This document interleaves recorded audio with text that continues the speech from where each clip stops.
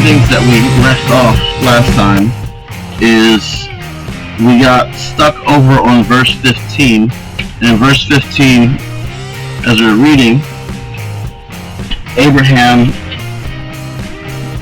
we already talked about that, dealing with Genesis 18, and that part has passed where he pleaded for Lot, and he was asking for righteous people, which was in Genesis chapter 18. And then once we got down to the beginning of Genesis 19 was talking about Lot and the angels, or those men, who basically servants of God, trying to rescue Lot. And we got to a point where we realized that those people were in that society and they had to save Lot. So then look further, and I said we're going to continue reading on verse 15. So the question is, how bad was Sodom and Gomorrah? So when we look at it, look at verse 15. In this one it says, "And when the morning arose, then the angels hastened Lot, saying, Arise, take thy wife and thy 2 daughters, which are here, lest thou be consumed in the iniquity of the city. And while he lingered, the men laid upon his hand, and upon the hand of his wife, and upon the hand of his 2 daughters, the Lord being merciful unto him, and they brought him forth and set him without the city. And it came to pass, when they had brought them forth abroad, that he said, Escape for thy life, look not behind thee, neither stay thou in all the plain, escape to the mountain, lest thou be consumed. And Lot said unto them, O not so, my Lord. Behold, now thy servant hath found grace in thy sight, and thou hast magnified the mercy which thou hast shewed into me in saving my life, and I cannot escape to the mountain, lest some evil take me, and I die." Okay, so before we go on, we're gonna play around and stay right here for a second. Alright, so we're talking about how bad Sodom and Gomorrah is, which is where we're sitting at. But when we look at how bad Sodom and Gomorrah is, let's look at verse 15 to think about how much this has affected Lot. It says, when morning dawned, the angels urged Lot, saying, okay, this is verse 15, Up, take your wife and your 2 daughters who are here, or you'll be swept away in the punishment of the city. Okay? So, Peter, looking at verse 15, verse 15 only, what is God saying that he's going to do? What is God saying that Lot must do for his family?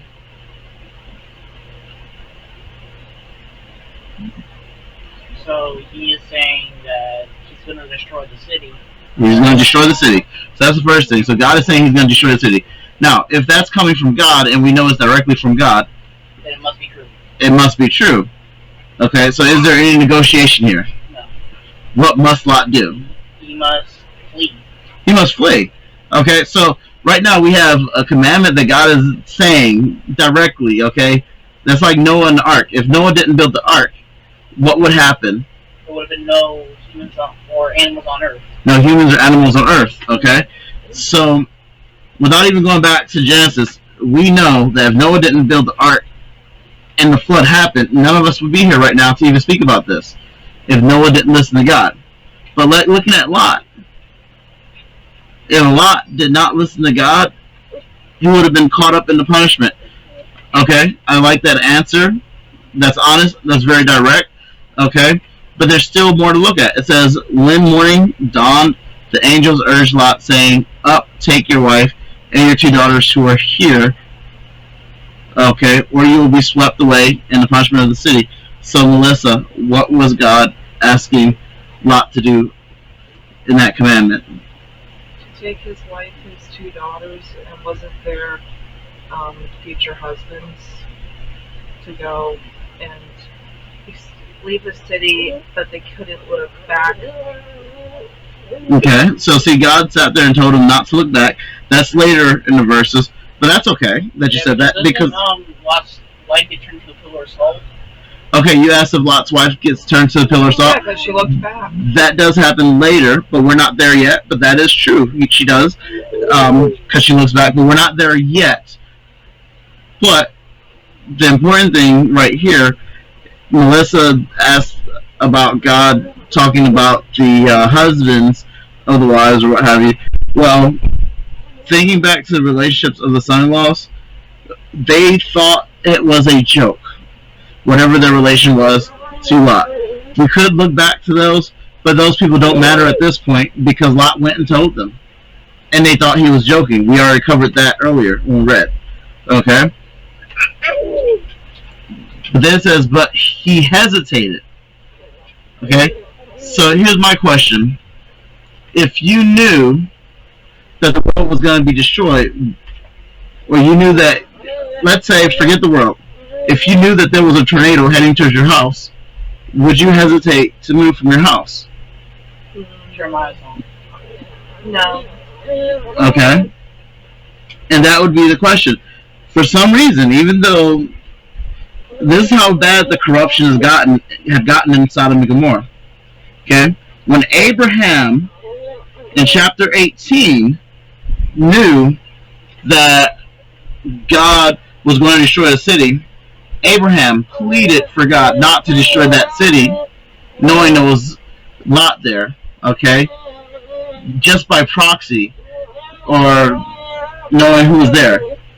But Lot, who was living in the city, hesitated to get up and leave, knowing the city was going to be destroyed. He hesitated. Why was there hesitation at leaving, knowing God was going to destroy this city, and you're there, but somebody who is nowhere there absolutely knew God was going to destroy the city? Abraham did not doubt God was going to destroy it. Abraham hoped God would give it some grace, but Lot hesitated. So right here it says, so the man grasped his hand and the hand of his wife and the hands of his 2 daughters, because the compassion of the Lord, okay, it's important, because the compassion of the Lord was upon him, and they brought him out and put him outside the city. So God literally had to be yanked out of the place and pushed out. So that's one thing to know. If God has you, no one is going to be able to pluck you out of his hand. And it says, when they had brought them outside, one said, escape for your life. Okay, when they had brought them outside, one said, escape for your life. Do not look behind you, and do not stay anywhere in the surrounding area. Escape to the mountains, or you'll be swept away. Okay? Now, here's one. I like looking at the glass half full. And I would say, I don't know what Lot was thinking. I'm not Lot. Maybe Lot hesitated because he didn't know where to go, and it wasn't a lack of trust. But I don't know why Lot hesitated. So I don't want to assume something in the Bible that's there or not there. But right here it says, now behold, your servant has found favor in your sight, and you have magnified your compassion, which you have shown me by saving my life. But I cannot escape to the mountains, for the disaster will overtake me, and I will die. Okay? So right here, Lot is fearful. So even if that wasn't the case, Lot is still fearful that God has no plan for him and won't take care of him, or that he's going to die, even though he's following God's instruction to escape. Okay? We've seen this before time and time again in the Bible, where the Jews were told to escape Egypt, and they're like, where's the food? Where's this? And even Moses got frustrated at some points. Sometimes with the Jews, a few times looking at God, but at the end of the day, God would have taken care of them, and there was no reason to ever doubt God. So right here, just, now behold, this town is near enough to flee to, and it is small. Please let me escape there. Is it not small, so that my life may be saved? So in verse 21, it says, and he said to them, behold, so once again, verse 21, and he said to him, behold, I grant you this request also, not to overthrow the town of which you have spoken. Hurry, escape there, for I cannot do anything until you arrive there. Therefore the town was named Zoar. Okay? So that's one of the things that I want you to keep in mind, okay? God sat there and was going to whip over his judgment on that city, and to the person that he had chosen had moved on. So God made a promise, and he kept his word. God had his grace, and he showed his grace towards somebody, and God was the one that saved Lot. So one of the things that I keep going back to is I keep going back to Romans chapter 3. When we look at this, it says, then what advantage has the Jew, or what is the benefit of circumcision? Great in every respect.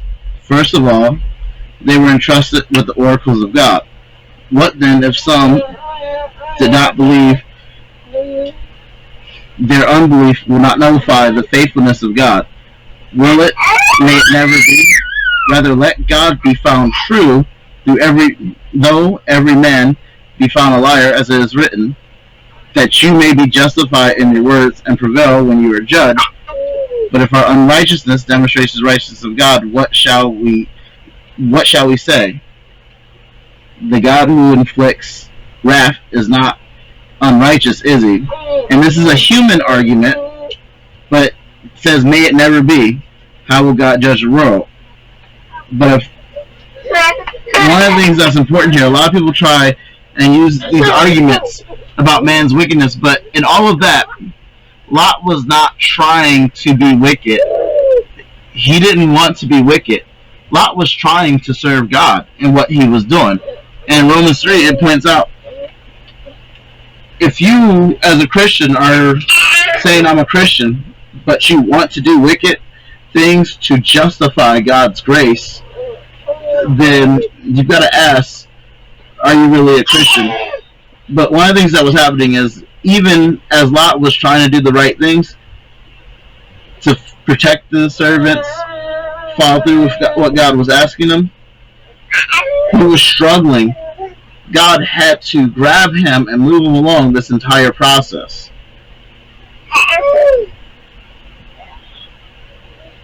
So, what are some of the things? Like, how would you have felt if we look at this in our lives today and you were Lot? What would you think, Melissa, if you were Lot and you were told that you had to leave everything behind? Do you think, would you trust God? I would hope so. Because I want the best for my children, and I'd have to make sure that they were okay. And it's just stuff. I can't get another Peter or Angie or Serene or Jeremiah or Julius. So I would say yes. Okay. What about you, Peter? How would you feel about that? If you were told you had to move and leave everything behind, what would you think about that? If it's God's commandment to do it, I'll follow it. But that doesn't mean that I won't have a few, maybe, I don't know, not regrets, but some sadness about leaving stuff behind. Now, see, one of the things that's interesting about this verse in this chapter and area is it doesn't always apply to just leaving things behind. Sometimes these biblical stories that are true and very historical, they apply to many other things. Sometimes God asks us to and challenges us to sit there and trust Him in many other things. Because in the Beatitudes, God says if we look at another person with lust, we've committed adultery in our heart. If we look at another person with hate, we've committed murder in our heart. And those are things that He sits there and He sets forth a challenge. He says He wants us to change our absolute way of thinking. So what are ways that we could actually change our way of thinking? Because the corruption at Sodom and Gomorrah wasn't just, it was those behaviors, but those behaviors also came from a root of people forgetting the truth. Because when you look at Romans chapter 1, so if everybody goes to Romans chapter 1, which seems to be my favorite book in chapter, so make sure you write Romans chapter 1 down.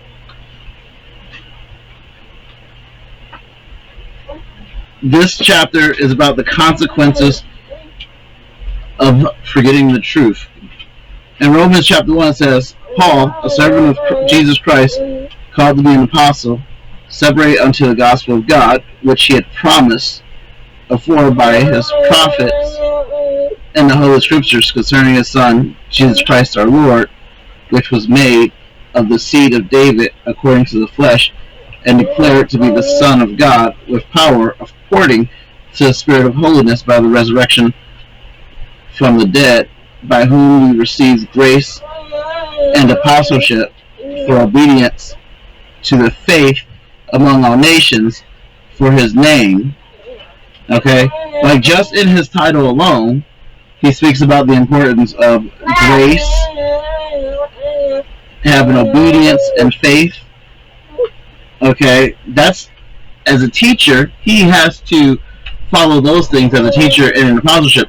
And he's one of the early people that people look up to or write to and everything. But he says, don't look up to me, I need you to look up to Christ and everything. So everything is centered on Christ. Because if you look at any of Paul's writings, Paul will say he's the chief of sinners.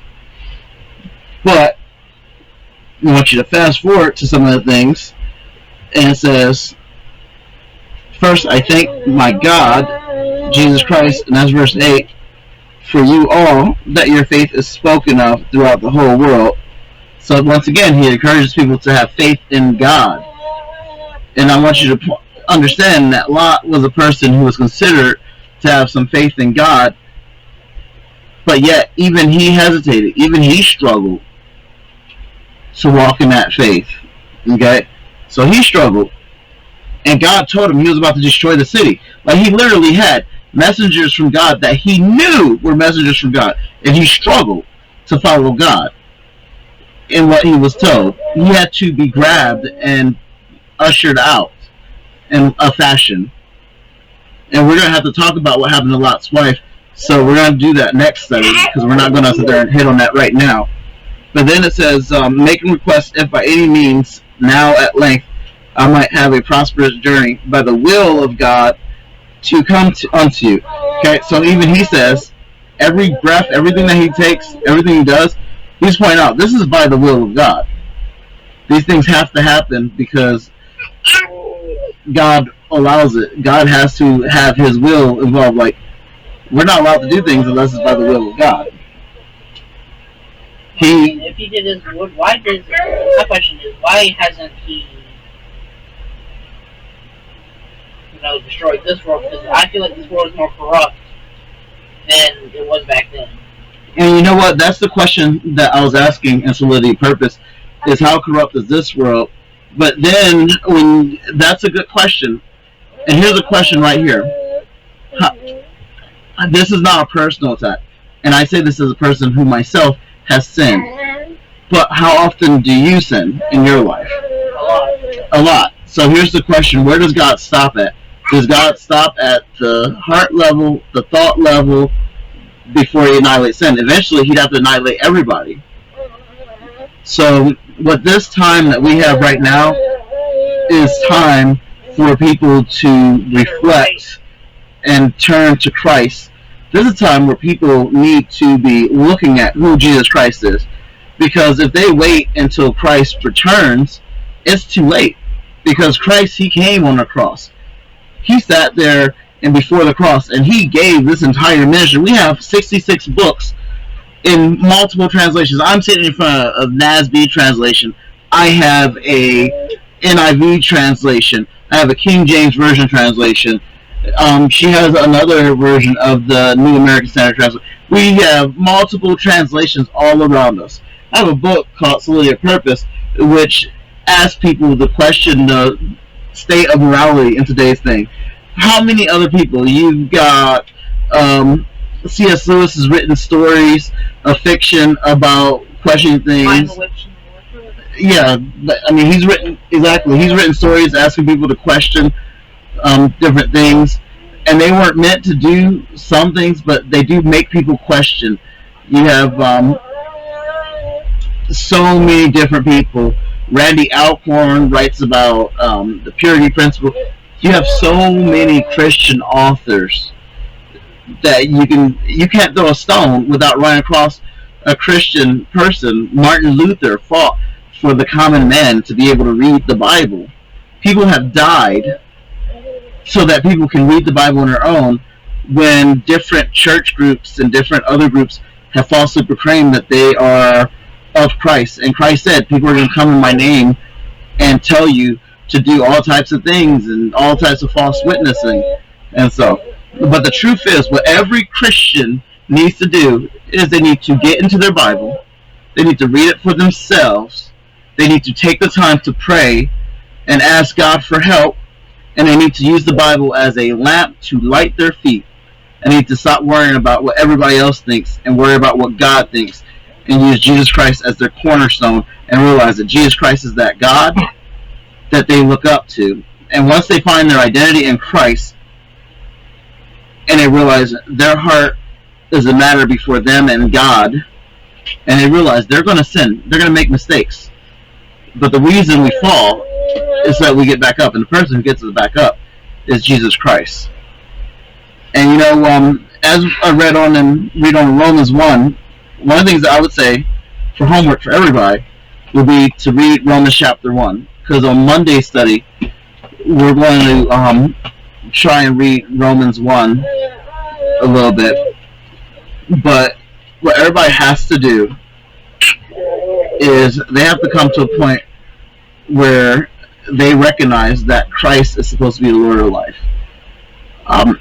I said what I said not because of judgment of the fact that you sin, but I make judgment on the fact that I know that I sin.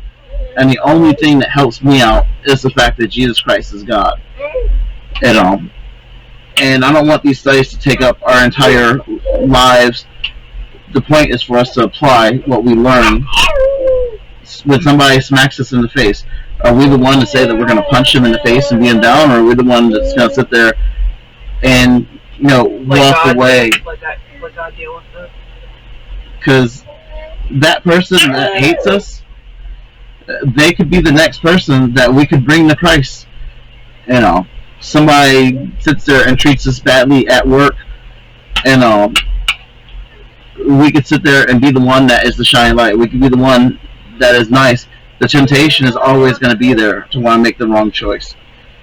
But we have to make that right choice. And the only way we're going to make the right choice is if we ask God to help us. Because if we try and do it on our own, we're going to fail every time. I know I'm in pain every single day. And I only get through it because of God. I know some people will get tired all the time and they're exhausted. And the only way you're going to get through that is with God carrying you through. And whether you realize it or not, if you feel like you're only one set of footprints, that one set of footprints, as the poem said, is God carrying you through. So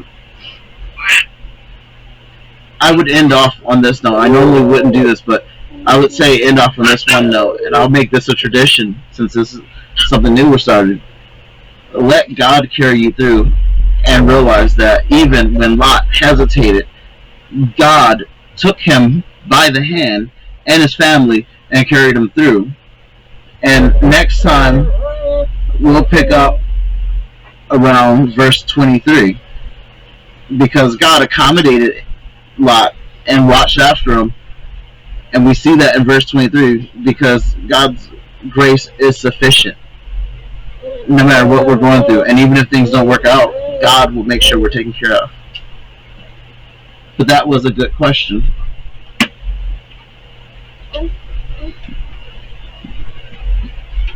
That was a good question. Yes, please. I suck at it. No, you don't. Okay. I'll pray then. Alright. Lord, thank you for blessing me with a wonderful family. And thank you for everything you've done. And ask you just watch after us and guard us in all the things we do. And just always be there, no matter what. And I pray this in your love. And I pray this in your grace and everything. You're always there for us. And just say thank you for everything you do. And I pray this in your name, Jesus Christ.